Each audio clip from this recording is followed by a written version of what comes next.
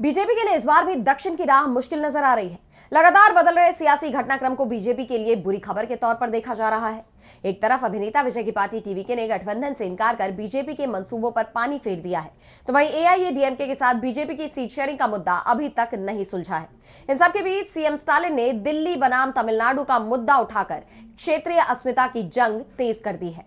देखिए ये रिपोर्ट। तमिलनाडु की सियासी बिसात बिछ चुकी है। विधानसभा चुनाव से पहले राज्य में चुनावी समीकरण तेजी से बदल रहे हैं।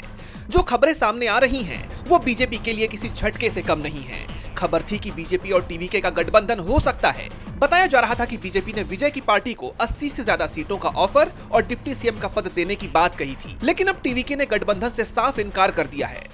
टीवीके प्रमुख विजय ने साफ कर दिया कि हमारी पार्टी टीवीके जनता की टीम है, हम किसी की बी टीम नहीं है। हम बिना किसी समझौते के धर्मनिरपेक्ष और सामाजिक न्याय के सिद्धांतों पर चुनाव लड़ेंगे। विजय का अकेले चुनाव लड़ना बीजेपी के लिए बुरी खबर है, क्योंकि विपक्षी वोटों की बिखराव का सीधा फायदा सत्ताधारी डीएमके को मिल सकता है। बीजेपी इस कोशिश में थी कि विजय की पॉपुलर छवि का वो इस्तेमाल करे, और ऐसा करके वो अपने लिए खतरा भी टालना चाहती थी। वहीं दूसरी तरफ एआईएडीएमके और बीजेपी के बीच सीटों का मेल फिलहाल उलझा हुआ नजर आ रहा है। तमिलनाडु में विपक्षी नेता के पलानीस्वामी इन दिनों दिल्ली के चक्कर लगा रहे हैं।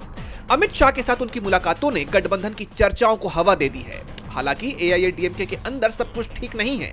सीनियर नेता केटी राजेंद्र बालाजी का कहना है कि अगर कोई हाथ नहीं मिलाता तो हम अकेले लड़ने के लिए तैयार हैं। उन्होंने विजय की एंट्री को भी बेअसर बताया।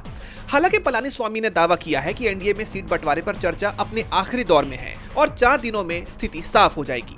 इन सबके बीच मुख्यमंत्री एमके स्टालिन ने बड़ा दांव चला है। उन्होंने ईपीएस की दिल्ली यात्रा पर तीखा हमला बोला। स्टालिन ने डीएमके कार्यकर्ताओं को लिखे पत्र में कहा, विपक्ष के कामों से पता चलता है कि फैसले दिल्ली में लिए जा रहे हैं। क्या वो तमिलनाडु के लिए फंड सुरक्षित करने के लिए हैं? रुके हुए प्रोजेक्ट पूरे करने के लिए? राज्य के अधिकारों की रक्षा के लिए? नहीं, उनका ध्यान कहीं और है। लोग ये बात साफ समझते हैं। तमिलनाडु के लोग कभी भी दिल्ली या उसके प्रतिनिधि के तौर पर काम करने वालों को दबदबा बनाने की इजाजत नहीं देंगे।